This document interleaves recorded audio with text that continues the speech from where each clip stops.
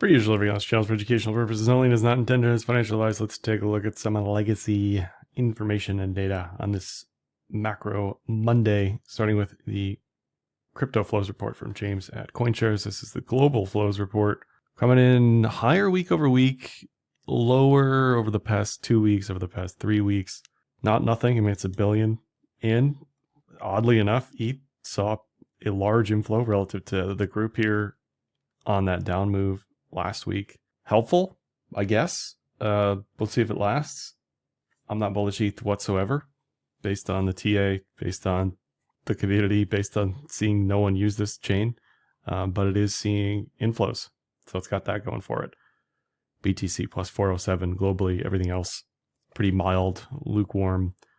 Most of the flows, of course, coming from the US. That's why many of the products that matter are going to be listed in the US. It helps that Japan is having conversations about allowing ETFs now, and South Korea and whoever else will take it. It's not zero, but ultimately the US is where most of the capital allocation comes from, at least has come from historically for crypto. Maybe that changes one day, maybe Middle East, China, etc.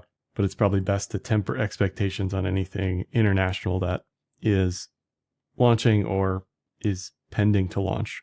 If anything, those Japanese ETFs, ETPs potentially hurt the investment thesis for things like Metaplanet, where Metaplanet is the best option in that market to get Bitcoin exposure, just as MSTR was the best option in Europe or the UK for many people because they can't access the ETFs. So relative accessibility, very important for some of these products, just to remember.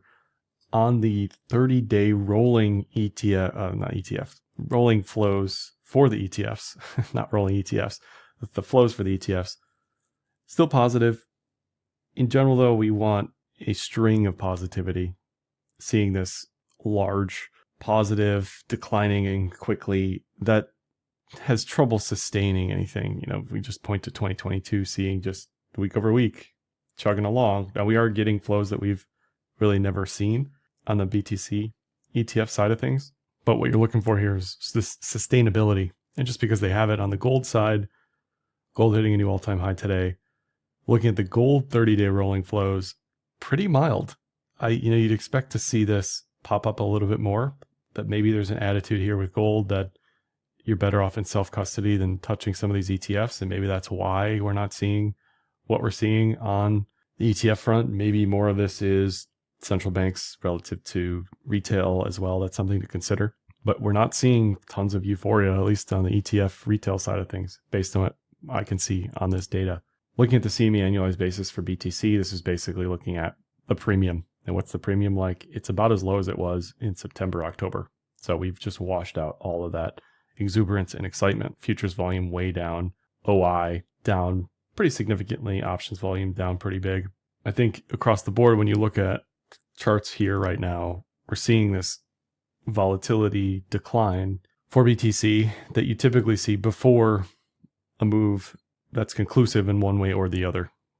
Based on the trend metrics and the Bollinger Bands, it certainly leans more bearish than bullish, but it is fairly neutral here. It's just there's not much of a bias one way or the other on most of the metrics. Before I go any further, here, learn today's video sponsor, Kraken Pro. Kraken Pro is a complete overhaul of the Kraken trading experience with a one-stop shop for advanced and professional traders. Kraken Pro enables efficient trading execution across multiple markets with a UI that allows for unique optimization tailored to your trading style. You can check out Kraken Pro, the link in the description of this video. Not investment advice. Crypto trading involves risk of loss. Cryptocurrency services are provided to U.S. and U.S. territory customers by Paired Ventures Inc., PVI DBA Kraken. Looking at BTC, again, it's not really telling me much of anything on the bullish side. It is trying to maybe be bullish again. It hasn't broken down yet. It's just, what would I expect going forward? If we get a slightly lower low, well, then we risk significant lows in the 80s. If we're able to pull up above 100, fine. Then we can talk about moving towards higher highs. I'll take a look at some of these legacy charts in a second, like Costco, even the QQQ. On low time frames, they look great. They look great. On low time frames for BTC, all we've really got here is a potential Adam and Eve. High time frames here, potential double top. Certainly not a slam dunk bullish bias like it was coming into pre-election where we're at the top of the range. We've got multiple chart patterns at the time, inverted head and shoulders, falling wedge, falling whatever, et cetera, et cetera. All of that was pointing higher. We were sitting at the top of the range. We were constantly hitting the top of the range. We're not doing that here. Even if we go back even further, post ETF trading, immediately we come out of the gate with an inverted head and shoulders. Off she went, right? Before that, again, consolidations pushing to the top of the cloud. So we're really not seeing that here. Now, is it crazy, crazy bearish? No, we're not below the cloud. We're trying to get out of the cloud, if anything, but I don't see a great entry here.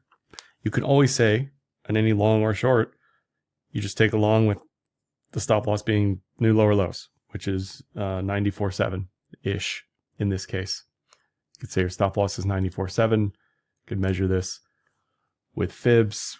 Reasonably, we could say, 117 to 124. Then we could measure out as a long position. Stop loss tight there. Minimum upside, something like 19%. And that would give you this risk reward ratio of 4.4. Great setup. Absolutely. Absolutely. What is your confidence in that, though? I don't know. What is my confidence on that? Pretty low at the moment. I would love to see this get back above 99.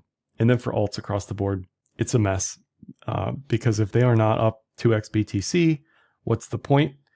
Some of these alts up more than 2x, some less. Sol and ETH about on par with BTC here. LTC up 10x BTC today. But broadly, it's a tough ask for me to just assume that alts are just going to set up for something magical here. Very few on this list. Realistically, we'll say 10 on this list that are up just based on math relative to BTC.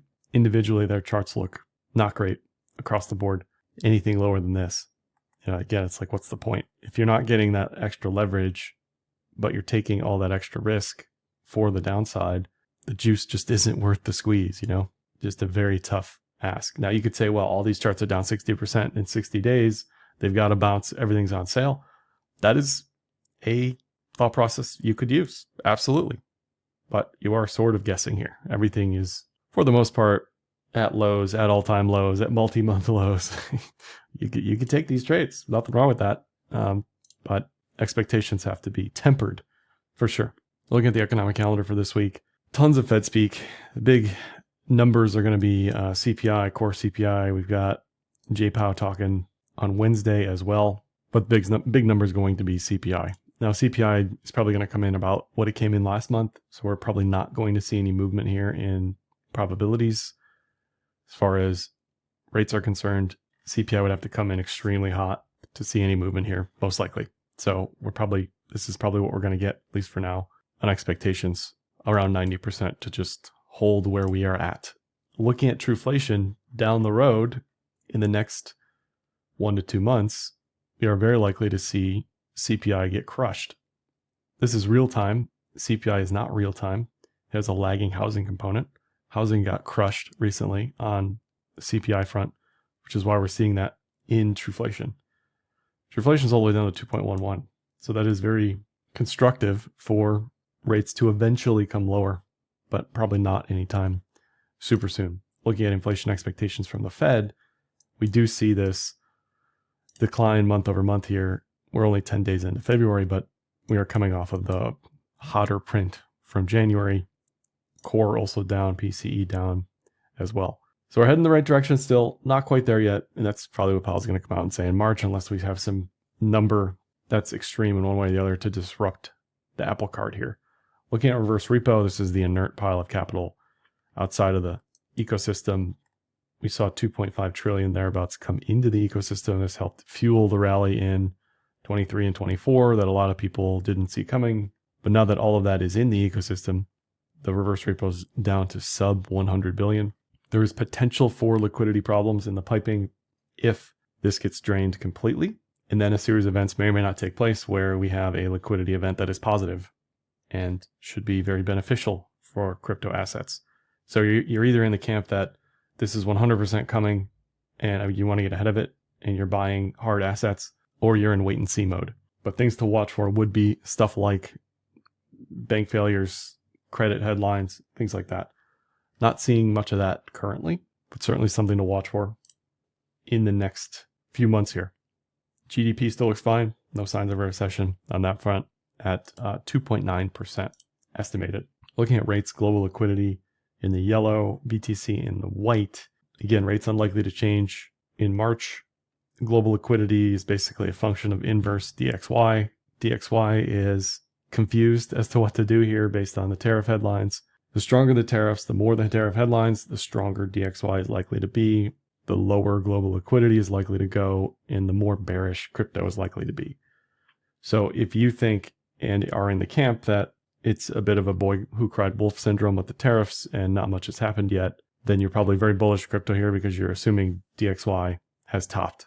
If you're in the other camp where you think tariffs might get worse, or you think tariffs might ramp up because the markets haven't really cared yet, and Trump knows that, so he's willing to push the envelope, then maybe you're a little more cautious and you're waiting. But there is certainly a lot of uncertainty in expectations here, even though the new normal is random tweets about tariffs on a Sunday night or whatever. Global liquidity is still ranging and down because of the dollar strength. So maybe past the first 100 days here, when all of the tariff noise is died down a little bit, maybe we can start to do a little better on the crypto side of things, and that would be moving into Q2 at that point. Looking at bond, ETFs, SHI, AG, IEF, TLT, technicals for this is still neutral at best, bearish at worst, really just chopping around. Not really much going on. TLT above 93 looks much better than here. IEF above 95, SHI above 82.25, AG above 98. So all these could be a bottom, could be. It's just based on trend metrics. We're not quite there yet. We're still ranging. And again, based on your estimation of the 10-year, tariffs, dollar strength, oil, that's going to bake into expectations here. Very much just ranging across the board. Now, if you look at SPY, S&P 500 ETF, this looks great. This looks great. Bullish TK recross, price above cloud. It's fended off bearish headlines over and over again. And if BTC looked like this, I would say, yeah, looks great. We're ready to go. We're ready to push all-time highs because that's what S&P looks like here. Now, it did have a head and shoulders. It broke down, didn't quite reach the target, didn't even get the full edge-to-edge move here on the cloud down to 560. And all that is in the rear view now. So if this plays out as a negated head and shoulders, that's all-time highs. If this just goes because it wants to go and you have passive money coming into this thing, this should easily move higher. So BTC is certainly more bearish than that and a little bit more divergent from that. Q's very much the same. Bullish TK cross, price above cloud. This is what you want to see. This is similar to September, May. I mean, there's no guarantee of anything, right? But it's just saying from a trend perspective, momentum has died and came back in the period of time that you're looking at on this time frame. And if we zoom in a little bit, lower time frames, this does look like the potential bottomy inverted head and shoulders fractal here. Of course, you got to be careful of tariff headlines, but it looks reasonable to expect new all-time highs in the Qs here fairly shortly based on the measured move. And this as a setup looks much, much, much better than BTC and most alts, not just because it potentially is pushing all-time highs. It just has a setup that is real. It looks real relative to something else that's just down, right? From a sector perspective, this is XLK technology, not quite as bullish as the Qs. And that's kind of the weird part here. A lot of these individual names, even in the Mag 7, don't look as bullish as the Qs do. Apple looks atrocious. We'll take a look at that. And it kind of just doesn't matter. You know, this isn't, it's back above the cloud. It's back in bullish territory. But as an entry, I mean, I guess you could justify it. It's basically the NVIDIA chart. When we pull up NVIDIA, doesn't look amazing. Financials XLF hit a new all-time high a couple days ago. Again, bullish TK recross, price above cloud. Maybe this morphs into a cup and handle or something, but it looks pretty bullish. Looks pretty bullish. XLE back in bullish territory-ish. Massive chop since 2022. Really hasn't gone anywhere, but does have that ascending triangle-ish potentially intact. Looks okay. Not great. Not terrible. And then XLU utilities look ready right now in the next couple days, probably within the week, for both a bullish TK recross with price above cloud and a cloud reset there with a bullish TK cross. Sorry, with a bullish cloud Kumo twist. So this is the trifecta. This is exactly what I'm always looking for on anything, on any chart, any time frame ever from now till the end of time, is this exact setup. Not only that, but it did have this head and shoulders diamond top mess, whatever this was back here, broke down, got your cloud edge to edge fully, and it reset. So it does look ready to go. So this is certainly one of the strongest charts from a sector perspective that's out there right now. This is Mag 7. Didn't break down. You didn't get your bearish TK cross here. So it's technically not pulled you out. It looks okay. It looks okay. The issue here is just individually, some of these names look rough. This is SMH, just rounding it out on the chip stuff. Just still ranging. Really nothing going on here since May. Tried to break out, got the DeepSeek thing, recovering a little bit. Cloud very confused. Not really much going on there. IGV, similar to XLU, bullish TK recross price above cloud. This, what more do you want? This looks good. This looks great. This is software ETF. So again, there's stuff out there, but it's not the Mag 7. This is NVIDIA. What is this? Right? It's in the cloud. It's ranging. This could eventually get a full cloud reset here, as in bearish cloud with the bearish TK cross. It's just you want confluence on the checklist. The checklist is price above cloud, bullish TK cross, bullish cloud. If you have some mix of any of that, then it's nothing. It's a nothing burger. It's not in a trend. It's ranging. It's doing a bunch of nothing. So entry wise, really nothing there on NVIDIA. Apple looks about ready to fall off a cliff. It has tried to hug the cloud here as support, but doesn't look great. Doesn't look great. Had the ascending triangle back here, broke out, immediately pulled back, gave everything back. This is not a bullish entry here whatsoever. Microsoft just hanging out below the cloud at support. It's just not an entry here. Yeah, it could bounce. It could, but that's not for me. That's not how I trade.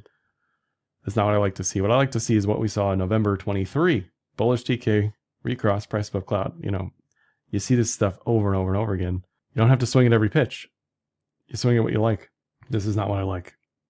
Alts, by the way, are basically 5x worse than this. They're just in the trenches, just as deep as you go. Tesla, more of the same. Bearish TK cross, pricing cloud. This was the move. If you missed it, you missed it. Now this could be a falling wedge. This could bounce here, right? A lot of things can happen to anything, any day, any time. But to expect that doesn't really make a lot of sense. Not yet. It's a little too early for that. Amazon looks okay. Riding the Tenkin there. Bit of a mess, but surviving for now. Certainly much better than most of those names. Google, same thing. Maybe Kijun bounce. Doesn't look super happy to be here, but certainly better than Microsoft and better than Apple from a trend perspective. Not super clean, but it's surviving for now. And here's like the teachable moment of all teachable moments when it comes to the cloud. This is what you want to see on a cloud chart. You want to see clean entries, clean exits, clean re-entries. And that's what Costco has given you on the cloud since 2023. You had basically a year-long consolidation before this that's off the screen here in 2023, and just repeated moves over and over and over again. I'm pointing out the bullish TK recrosses. So this is what's always possible in something like seeing the S&P or the Qs here with this signal, utilities with this signal, IGV with this signal. This is what is always possible. It's saying it's ready for another move. I mean, it's way late on Costco. I wasn't watching this over the past week. But yes, the valuation is 10,000 times whatever. I get it. It's expensive. TA doesn't care about that. But this is what you always want to see. This is what you always want to look for. Not only does this thing have a hit rate a single time, but for the past 6 consecutive TK crosses, it's led to a move higher. Past can't predict the future, but man, this is what you want to see on anything. So always have that in mind for the cloud. On some crypto stuff, WGMI, just flat. It's a mess. It's highly volatile, super risky. You're not really getting paid for the risk as a group. So this will have times when miners do best or better, but trend metrics here just kind of lukewarm. Not really much to speak of. IREN, on the other hand, individually does look pretty good-ish. Doesn't have the full checklist, doesn't have a bullish TK cross yet, but maybe this morphs into a cup and handle with a move 25 plus. Certainly possible. And of all of the miners, I look at them all the time, including before this video, This is certainly the best looking of them, and it still would satisfy the up chop trend it's been in since 2023. MSTR, nothing, right? Again, what are you looking for? Look at the Costco chart. Put this on, print it out, put it on the ceiling, the wall, the fridge, whatever it takes. This is what you always want to see, what you always want to look for. So what would the entry be on MSTR? It would be bullish TK recross with price above cloud. What are we seeing here? We're seeing price in cloud, bearish TK cross. It's just not anything here. It's just ranging. So like Tesla, could be the bottom. Sure, absolutely. But based on the cloud stuff, not quite there yet. Needs more time. I also thought I'd talk about BITU and ETHU. More of the same here. They look like BTC and ETH. Unsurprisingly, they're just leveraged. But I know a lot of people ask me about this sort of thing. Always on the hunt for anything tradable. And again, like this is what you want to see. You want to see what you saw in October. And the exit was a few weeks ago. Great. You definitely don't want to sit in this stuff because you get chopped up from volatility drag along with fees. And ETHU is a great lesson in don't get greedy, take the trade, take the expected move based on the measured move, and get out of there. If you still like this, just trade it as 1x, trade it as spot. But there's really no reason to keep hoping for continuation on some of these leverage products when you see a move like this. And it has given all of that back and then some at this point from 12 down to sub 5. So there are some things to do. And if SPY and the Qs can get bullish, if this breaks out, BTC should break higher with it. So it does make some sense to maybe trade this and wait on the BTC side of things, or just trade BTC with the expectation that this works out. But we probably have an answer on this within the next couple weeks. And just like the larger indices in legacy, BTC should give us an answer here on whether we are ready for go time, ready for new all-time highs or not. That's all I have for this one. Like, dislike, comment, share, subscribe, and happy trading.